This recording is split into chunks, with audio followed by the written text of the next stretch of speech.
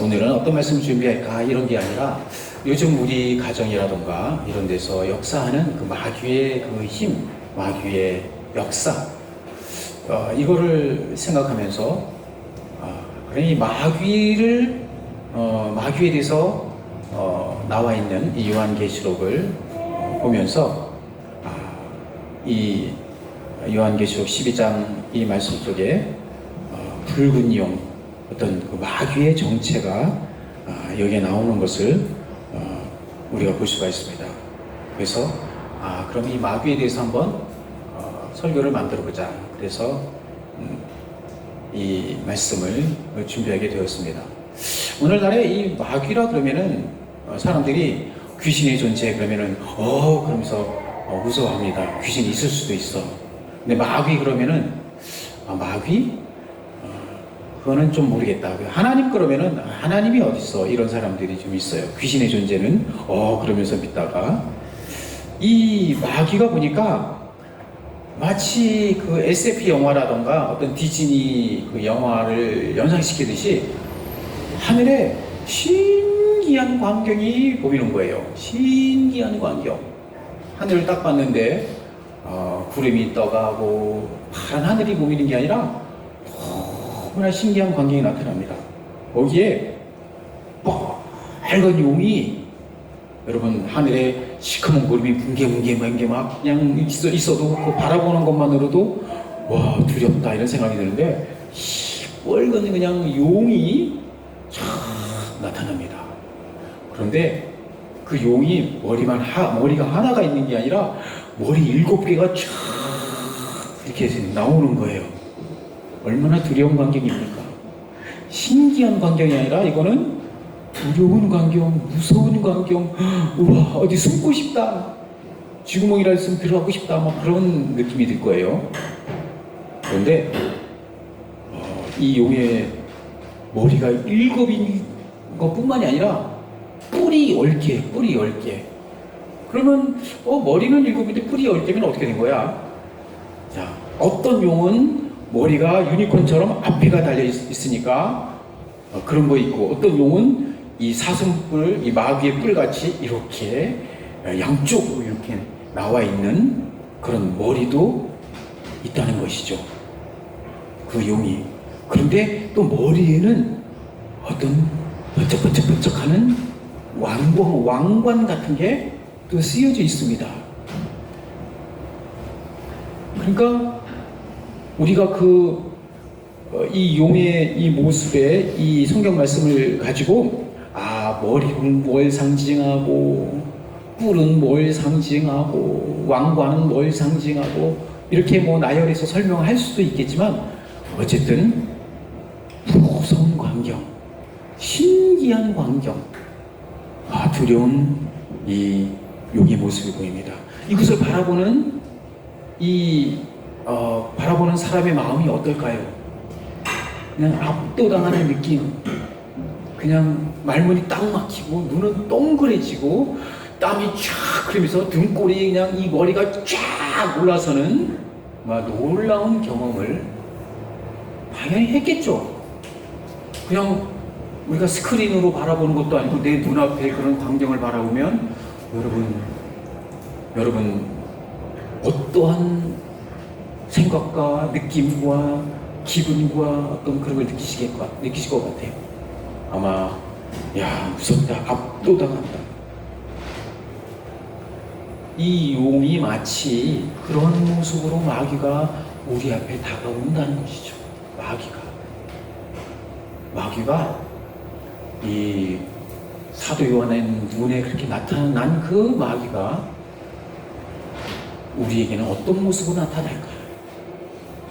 거대한, 진짜 꿈쩍도 안 할 것 같은, 그 앞에 나는 정말 메뚜기보다도 더 못한 티끌 같은 그런 존재? 그냥 바로 깨져버리는 죽 같은 존재? 아마 그렇게 느껴질 수도 있을 것입니다. 내가 할 수 있는 게 무엇이 있을까? 나는 이 문제, 이 용 앞에, 이 마귀 앞에 나의 존재는 도대체 무엇과 비교할 수 있을까? 비교 불가한 그런 모습으로 우리 앞에 보여질 수가 있습니다. 이것이 때로는 우리 다 경험했던, 한 번쯤은 누구나 경험했던 이 비자 문제, 영주권 문제, 또 가족 간의 무너진 관계, 갈등 관계, 이 갈등이 도무지 끝날 것 같지 않고 이대로 우리 가정은 콩가루 집안이 되는 건가? 뭐 이런 생각. 나는 내 인생은 실패했나? 또 남들은 편안하게 다 영주권 받고 잘 사는 것 같은데 왜 나만 이 비자 문제에 시달리는가? 막 이런 문제로 우리를 압도하는 그런 문제로 다가올 수 있습니다.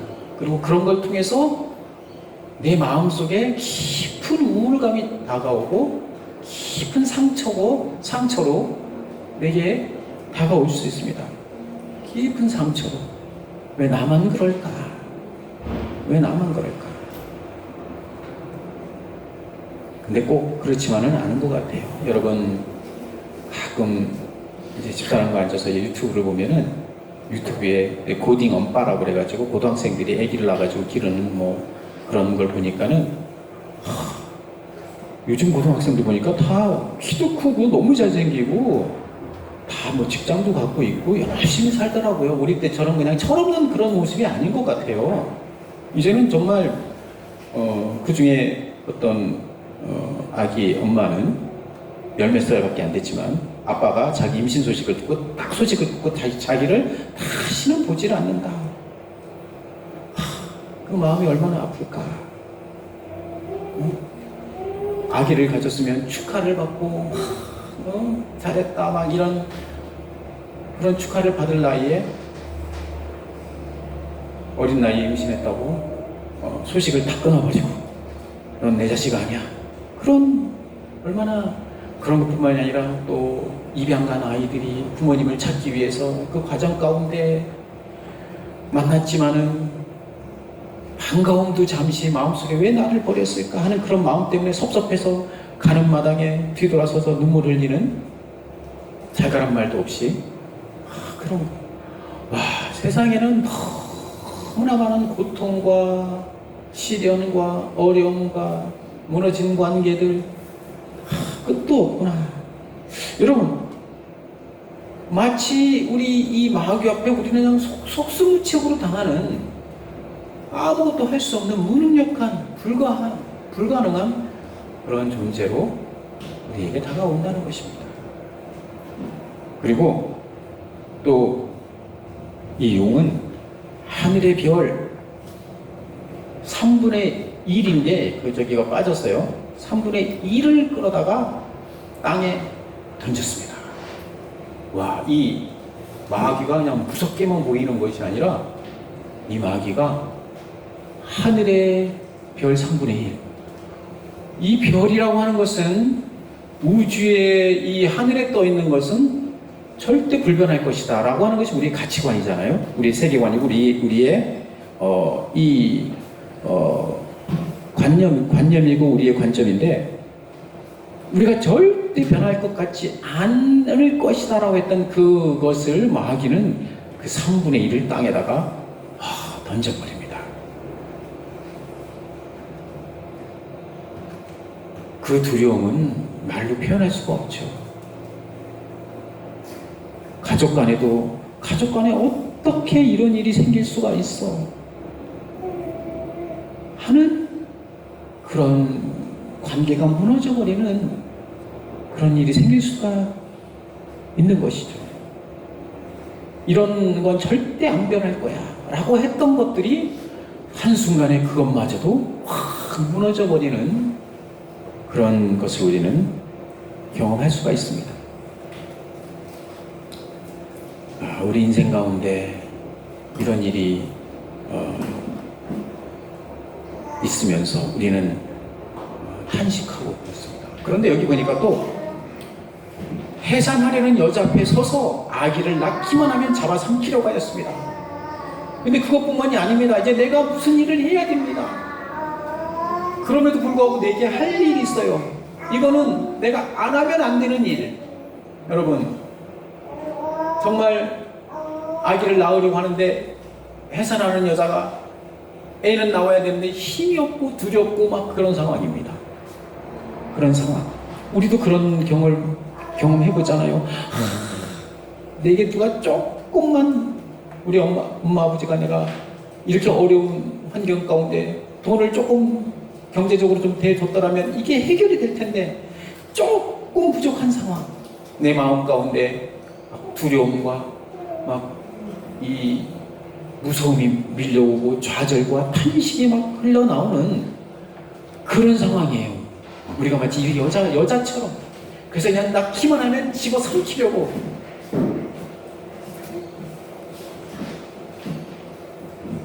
우리 이런 탄식 가운데 우리가 계시고 있을 때가 있습니다. 하나님 도대체 어디 계세요? 내가 이런 상황일 때 하나님 도대체 어디 계세요? 그런데 드디어 내가 여인이 아이를 낳았습니다. 아이를 낳았는데 이 아이를 낳은 순간에 축하해, 꽃을 갖다 주고 먹을 것도 갖다 주고 막 축하한다는 이런 소리가 막 들려야 되는데, 여자는 어떻게 해요? 도망을 가야 되는 신세가 되어버렸습니다. 도망을 가야 되는 신세.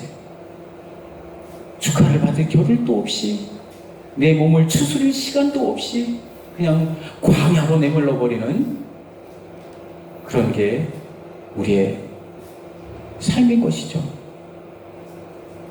여러분, 너무 힘들어서 샤워하다가 그냥 그 샤워를 물이 떨어지는 거기에 주저앉아서 너무 힘들어 주저앉아서 울기도 하고, 도대체 나는 내 인생이 왜 이렇게 잘 안 풀릴까 막 탄식을 해보고 그런 경우가 있잖아요.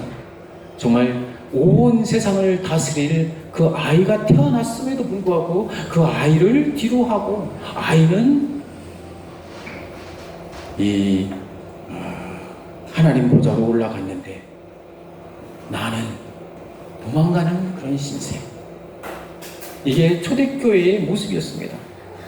예수님은 승천해서 올라갔는데 교회는 그대로 막 핍박을 받고 압박을 받고 순교를 하고 막 그런 시대. 그래서 그냥 그 돌산을 깎아서 거처를 만들고 교회를 세우고 숨어 지내고, 인권이라고는 찾아볼 수가 없고 잔인하고 그런 삶을 살았던 이 여자는 교회를 상징하기도 할 수 있습니다. 교회를 상징하기도 하고 또 내 모습일 수도 있습니다. 내 모습. 하나님 도대체 어디 있어요? 내가 이런 상황 속에서 어디 있어요? 내가 이 축하를 받아야 될 때 내 남편은 도대체 어디 있는 거예요? 내 가족은 어디 있는 거예요? 내 아내는 도대체 어디 있는 거예요? 내 친척들은 나를 전혀 돌아보지 않는 이런 상황에 우리가 처할 때도 있었고 혹시 또 있을 수도 있습니다. 이것이 인생이라는 거예요. 목사님, 이제 나이가 60이 넘었으니까 이제 다 평정이 되고 이제는 편안하게 살아가시겠네요. 그것도 아니에요. 인생은 바닷가의 파도가 끊임없이 잔잔한 날도 파도가 밀려오고, 해 뜬 날도 파도가 밀려오고, 폭풍의 날도 파도가 밀려오고, 끊임없이 파도가 밀려오듯이 우리 인생 가운데는 끊임없는 시련과 끊임없는 시련의 파도가 계속 다가온다라고 하는 것을 우리 경험합니다. 목사님 무슨 얘기예요? 우리 집은 평안해요. 아이들은 그렇게 느낄 수가 있습니다. 왜냐하면 부모님의 그늘 아래서 잘 크니까. 그렇지만은 학교에서 당하는 시험들, 무슨 행사들, 왜 나는 입을 옷이 이것도 없나, 막 그런 경우도 많이 있잖아요. 그렇죠? 홀로 남겨진 것 같은 외로운 시간들. 그런데 이 아들을 낳고 여자는 광야로 도망쳤는데, 이 광야는 그냥 광야가 아니었던 거예요. 광야는 어떤 곳이라고 나와 있냐면 1260일 동안 3년 반 동안 그녀를 보살피도록 하나님께서 마련한 곳이었다는 것입니다. 그 광야는 막 세차고 메마른 그런 바람이 불어오고 모래바람이 불고 막 그런 곳이긴 해요.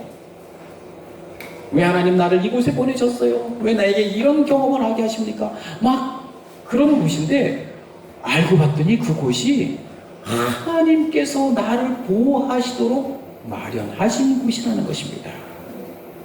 이곳이. 할렐루야. 여러분, 왜 하나님께서 나를 이 광야 가운데 내버려 두셨습니까? 왜 나를 이런 고생을 시키십니까? 왜 내게 이런 어려움을 주십니까? 이곳은 물도 없어요. 광야예요.